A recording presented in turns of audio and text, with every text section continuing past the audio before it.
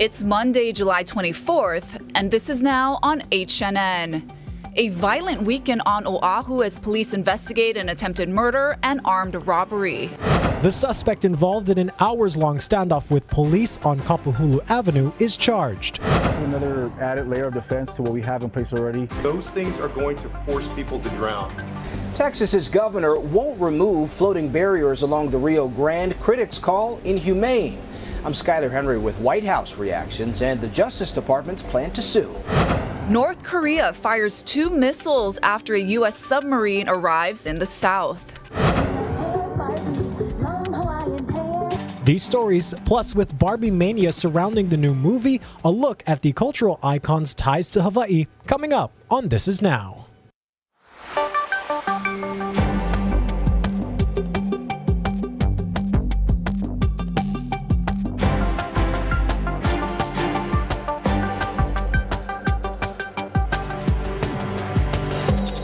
Aloha and good afternoon. Thanks for joining us. It was a busy weekend around the state with reported crimes, deadly ocean incidents, and emergency responses. This includes an early morning shooting outside a Honolulu bar, but first we start in Kaneohe where a pizza shop was held up at gunpoint.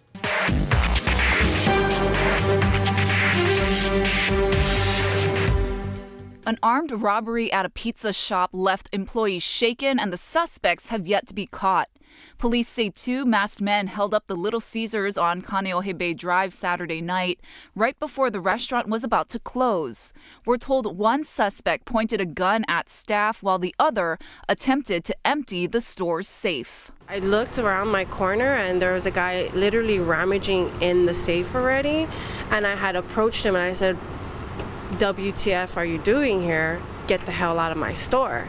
That's when I had looked to my right and I saw the bigger local male with the gun, and he said, don't move, don't move. He pointed his gun at me and then he tapped the counter with the gun. Oh, I just turned around and said, Nye, come over here and help me.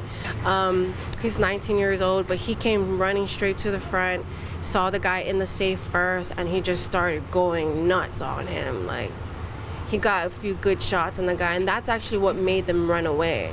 The suspects fled with an undisclosed amount of cash. No employees were hurt. The manager says although she couldn't see the suspects' faces, both seemed very young. HPD has opened a robbery investigation but has not provided any additional details. Meanwhile, an attempted murder investigation is underway after a shooting outside a bar in the Ke'eaumoku Street area. A 22-year-old man was shot multiple times early yesterday morning near the intersection of South King and Sheridan Streets. At last check, that victim was in serious condition. Police arrested another 22-year-old man shortly after the shooting. He's been released pending investigation. In Neighbor Island news, 21-year-old Derek Camacho has been charged on Hawaii Island following a burglary late last week. According to authorities, he's allegedly responsible for breaking into 2 Ocean View businesses in the early morning hours Thursday. Police said when they responded to the second business, Camacho allegedly dragged a 61-year-old victim into a back room. Responding officers then tased Camacho, and he was taken into custody. He was charged with multiple offenses, including burglary, theft, robbery, and kidnapping. He remains in custody with bail set at $36,000. The investigation continues into a diving tragedy off Oahu's North Shore Sunday that left 2 men dead. 2 free divers in their 20s apparently drowned after getting into trouble in the water. The first diver, a 29-year-old man, was pulled from the water at around 4:30 a.m., hours after going missing. The second diver, a 28-year-old man, was found dead about 2 hours later in waters off Kamehameha Highway and Evia Place. It's still unknown what went wrong, but HNN has confirmed the 2 victims were in-laws. Meanwhile, on Hawaii Island, police have identified the victim of a drowning incident in South Point as Michael Lynn Sargent. Officials said the 53-year-old Ocean View resident ran into trouble in the water on June 30th. It happened near the Kalai Cove Park, commonly known as the Hoist. Police say bystanders brought him to shore and performed CPR until first responders arrived and took over care. However, attempts to resuscitate him at the scene were unsuccessful. Investigators are still awaiting the autopsy toxicology results to determine the exact cause of death. Shoppers in Mililani got quite the scare over the weekend. Take a look at this. A car smashed through the entrance of the Mililani Foodland, causing quite some damage. The cash registers were pushed around, products flying, and glass from the windows shattered. HPD is reviewing surveillance footage of the moment it happened. The store remains boarded up. EMS says a 92-year-old woman was behind the wheel. It's a very old lady, sweet lady, but looked like she was having a panic attack. All I saw was all of the other counters pushing into me and the cashier, because from that counter number 1, it had enough force where it pushed all the way through to counter number 4. Now, the driver was taken to the hospital in serious condition. A 60-year-old woman was also transported with minor injuries. Witnesses tell us she was a cashier. An update on the standoff suspect that shut down Kapahulu Avenue for over 8 hours Friday night.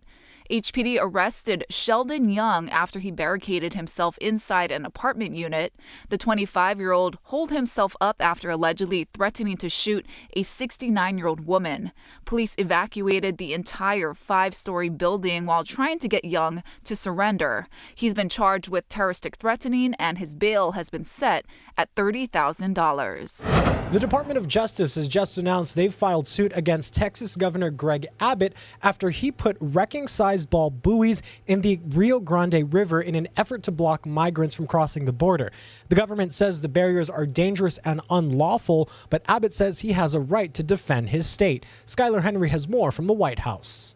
The White House says Texas Governor Greg Abbott's decision to put floating barriers on the Rio Grande is endangering lives. He continues to do this really cruel, unjust, inhumane ways of moving forward with a system that has been broken for decades. The Justice Department gave Abbott until 1 p.m. Central Monday to remove floating barriers or be sued.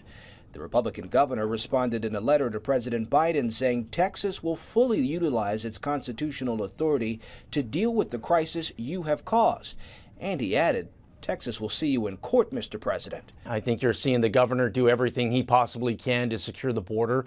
The Biden administration says the barriers are not needed, pointing out that border crossings are at a 2-year low. What you see the governor doing is dangerous and unlawful, and it's actually hurting the process. It's hurting the process of what we're trying to do. They do deserve some credit for the numbers being down, but there's a lot of reasons for that. It's also 115 degrees in Texas right now. Mexico has lodged an official complaint with the U.S., saying the floating barriers violate 2 treaties governing the use of the Rio Grande. Homeland Security Advisor Liz Sherwood Randall is in Mexico City, discussing migration challenges with her counterparts. Skylar Henry, CBS News, the White House.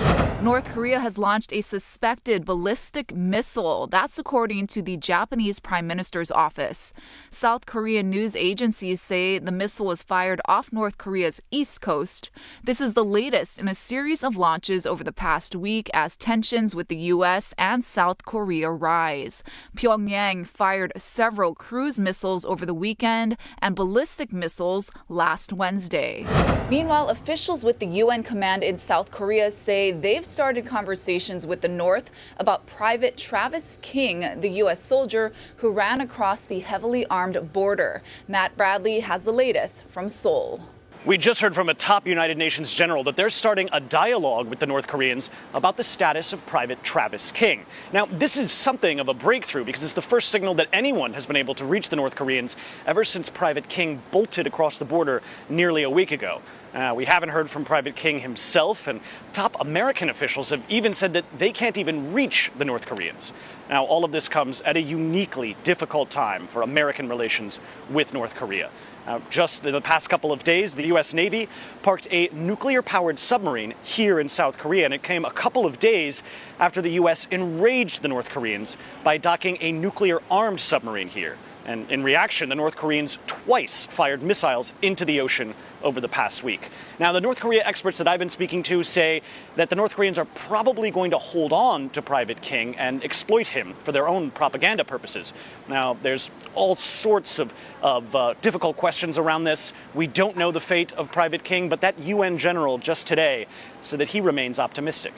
Well, inflation seems to be steadying as signs are emerging of economic stability. Chris Wynn joins us now from Washington, D.C. with a look at Wall Street, your wallet, and the week ahead. Aloha, Chris. Hey, aloha, Dylan. Good to be with you. Business conditions are improving, and when it comes to our ever-changing economy, Wall Street appears to be more optimistic.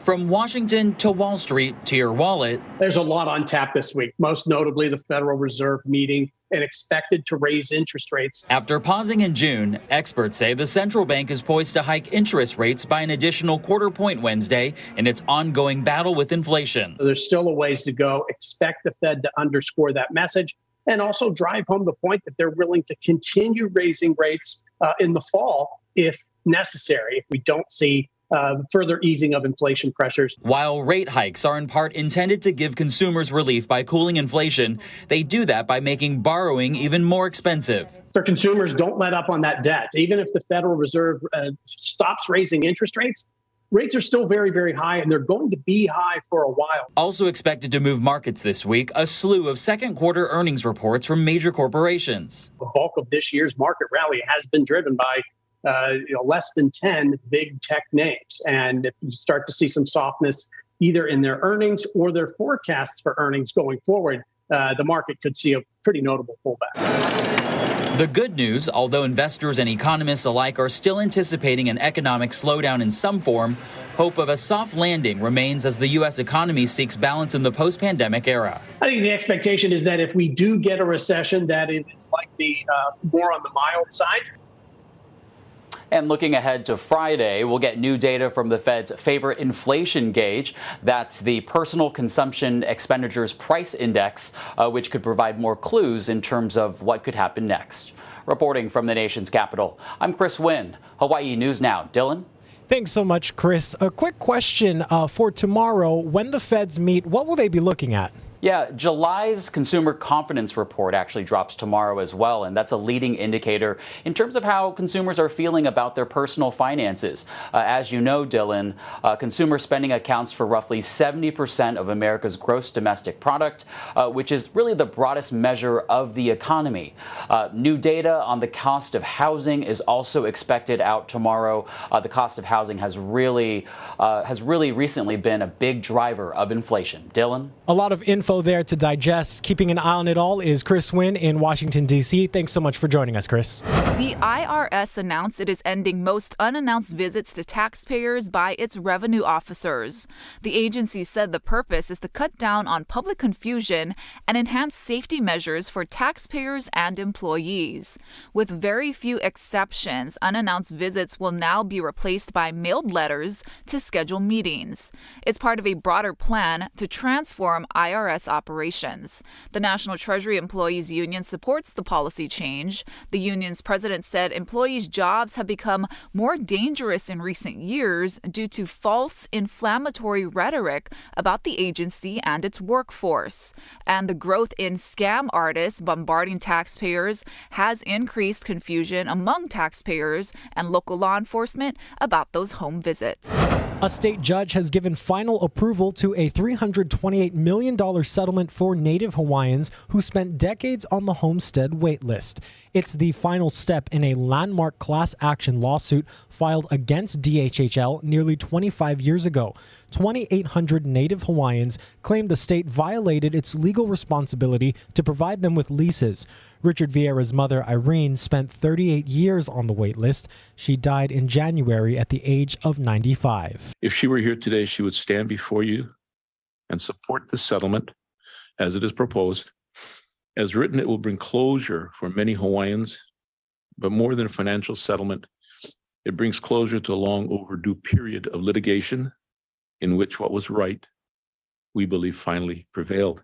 Settlement payments will be distributed in September. Family members of any deceased claimants must go to probate court.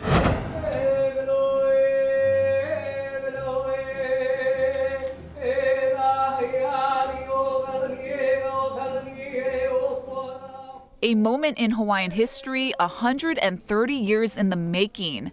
Queen Liliuokalani's royal standard will fly once again over Washington Place for the first time since the 1893 overthrow of the Hawaiian kingdom. To actually see it, to be there in a room full of individuals who love and appreciate Hawaii's history was an incredibly moving experience. We're just passing through history. This is the Queen's history, and it's the history of Hawaii. So we're grateful to be able to share it with so many extraordinary people in our state. It was brought from Iolani Palace this morning, where a blessing and ceremony was held to welcome the flag back.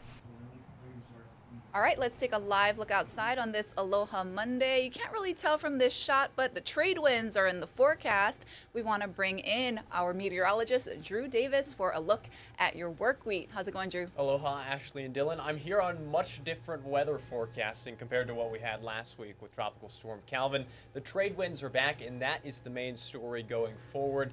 Taking a look at your forecast for the rest of today in Honolulu, see, we've got gusty winds. Temperatures are going to still be warm out there.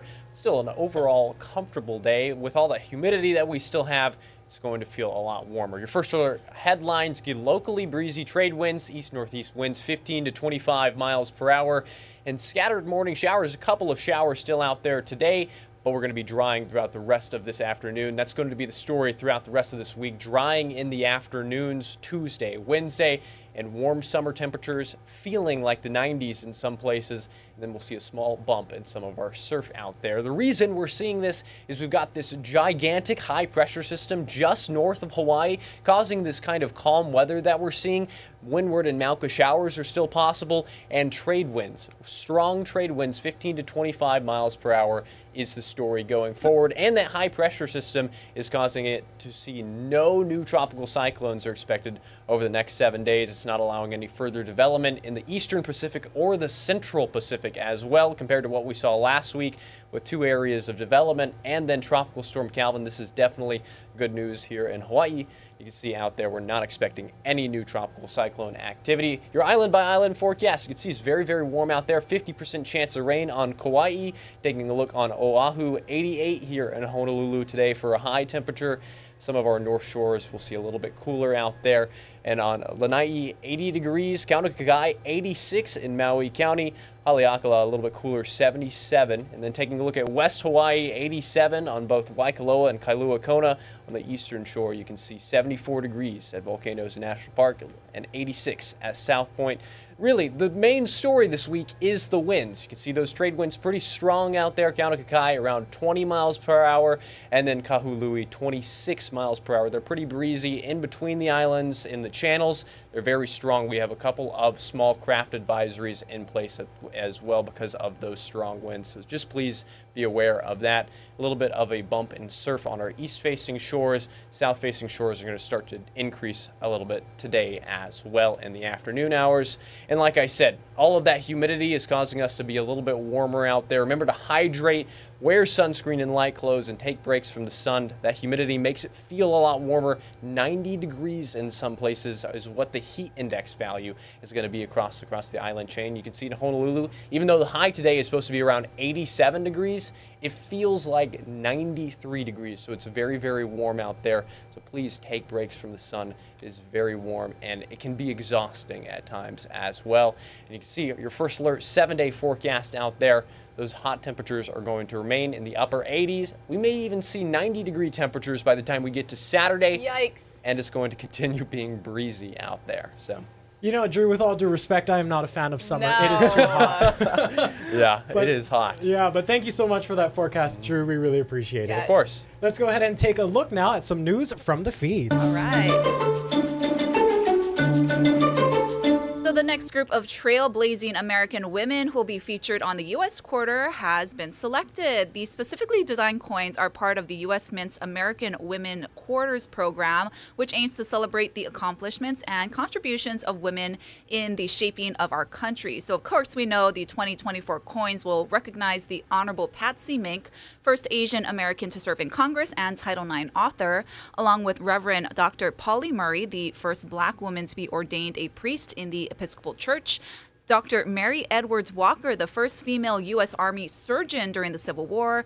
Celia Cruz, she's a Cuban-American singer who became one of the most popular artists of the 20th century. And Zitkala Sa, an activist and composer who fought tirelessly for Native American rights and citizenship in the early 20th century. Amazing to see. Of course, everyone was so excited about Edith Kanaka Ole's quarter, and now another Hawaii figure icon, Patsy Mink there. Yes. Absolutely amazing. Yeah. I'm going to go ahead and skip ahead to some good news now, because over the weekend, Barbie Mania swept across the movie theaters. Ashley, have you seen it yet? I have not seen it yet. Me neither. But there is someone here on this team who was all about Barbie in the weeks leading up to this. Our Kaylin Hughes has a look back at some of Barbie's special ties to Hawaii.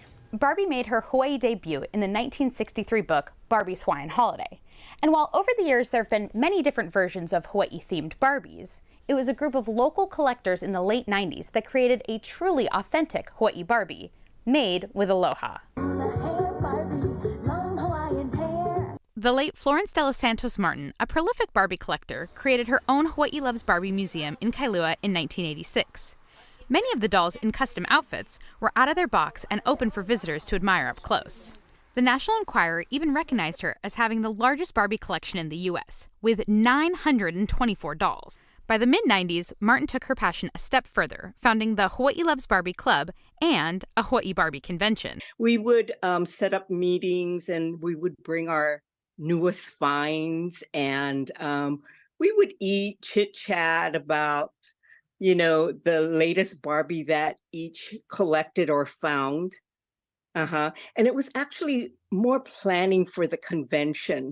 With the help of fellow collectors like Debbie Baptist Puckert, the group was able to create an exclusive Barbie for the event, using real dolls from Mattel. So we decided to do two types of dolls. One was a limited edition, and I think we made about 50 of them. The Barbie was adorned with pareo, a real koa ipu, and miniature feather uli-ulis. I think it took us maybe 3 weeks. We would get together at Hilo Hattie, sometimes in my office, and we would have an assembly line. Finally, in 1997, the convention became a reality with over 100 people attending, which included a visit to Florence's famed Barbie Museum. She loved Barbie. And that's what I remember about her. That was the Barbie Museum. I don't know if there's another one like it, though. Puckert's career in fashion design endures to this day as she continues to create sarong and pareo for her family's clothing brand Tanoa. And even though the days of creating dolls are in the past, Puckert is excited for Barbie's big screen debut, although the screening will be a little bittersweet. She would love it. She would love it. To learn even more about Barbie's connection to Hawaii, head to our website. Kaylin Hughes, Hawaii News Now.